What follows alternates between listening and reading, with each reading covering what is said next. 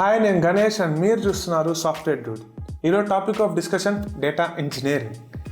So what is data engineering? So ఈ క్వశ్చన్కి answer simple. మనం డైలీ లాట్ ఆఫ్ డేటాను ప్రొడ్యూస్ చేస్తూ ఉంటాం. మనమైనా కంపెనీ అయినా ఏదైనా సరే రోజు డేటా క్రియేట్ అవుతూనే ఉంటుంది. అది వేరియస్ సోర్సెస్లో.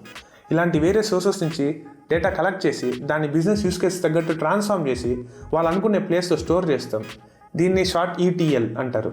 సో ఈ ప్రాసెస్ని చేసే విధానాన్ని జాబ్ టైటిలే డేటా ఇంజనీరింగ్. సో ఈ డేటా వాళ్ళు యూస్ కేసు ఏంది? ఈ డేటా ఫర్దర్గా AI అండ్ ML మోడల్స్ చేయడానికి పనికొస్తుంది. అండ్ ట్రైన్ చేయడానికి, ప్రిడిక్షన్స్కి అన్నిటికీ యూస్ అవుతాయి. So why data engineering?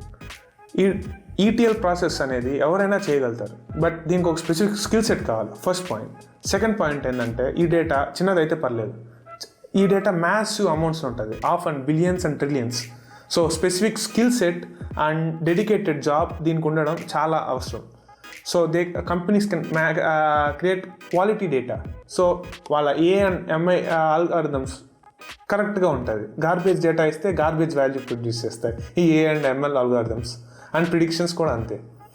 So next, coming to the point, how you can become a data engineer. Data engineering, modern data ఇంజనీర్కి కావాల్సిన essential skills cloud. So cloud మీద ఒక good idea ఉండడం చాలా అవసరం. Next, Hadoop ecosystem and HDFS మీద ఒక vague idea అయితే ఉండాలి. Next, coming to the point, they have to know good SQL. దాని తర్వాత ఒక ఎగ్జిక్యూషన్ ఇంజిన్ లైక్ స్పార్క్ మీద ఫుల్ అవగాహన ఉండాలి. ఈ టాప్ 4 స్కిల్స్ ఉంటే చాలు, you can become a data engineer. But data engineering is a evolving trend. So మనం వాటి కమ్యూనిటీని ఫాలో అవుతా ఆ కమ్యూనిటీలో ఏం జరుగుతుందో తెలుసుకుంటే మనం ఈ ఫీల్డ్లో అంచులంచులు గ్రో అవ్వచ్చు. Thanks for watching. ఇలాంటి షార్ట్ అండ్ టెక్నికల్ వీడియోస్ కోసం కన్సిడర్ సబ్స్క్రైబింగ్. థ్యాంక్స్.